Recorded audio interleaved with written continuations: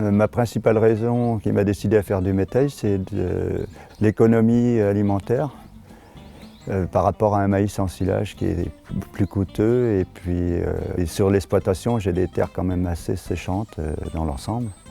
Donc c'est plutôt difficile dès qu'on est un peu en manque d'eau d'avoir des récoltes de maïs correctes, quoi. Mon semis de méthège, j'ai fait avec 70 kg de triticale, 29 kg d'avoine, 40 de pois foragers, 8 de vesses et 78 kg de févrole planté avant, juste semé avant, quoi. C'est récolté en ensilage, oui, c'est fauché préfané. Et après, bon, suivant la météo, il est récolté 2 ou 3 jours après. Je recherche d'abord du volume. J'attends que les pois soient en fleurs, les pois foragers soient en fleurs.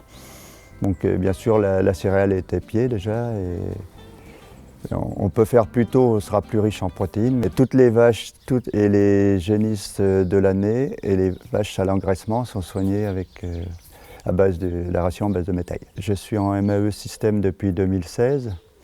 Donc la culture de méthège par rapport à un maïs en silage est intéressante parce qu'au niveau phyto, il y a 0 phyto dessus, donc voilà, ça dilue beaucoup les IFT.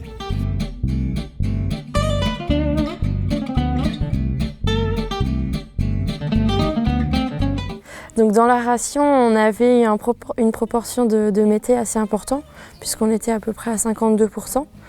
28% d'enrubanage, 16% de foin et après on était sur 4% de maïs épi et le reste en minéral et sel.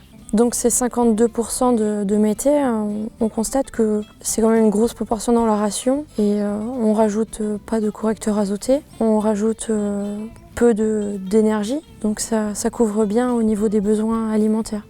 Avec la ration méthège, on a retrouvé des animaux là pour la sortie d'hiver en bon état général. Donc une ration qui a bien couvert les besoins alimentaires.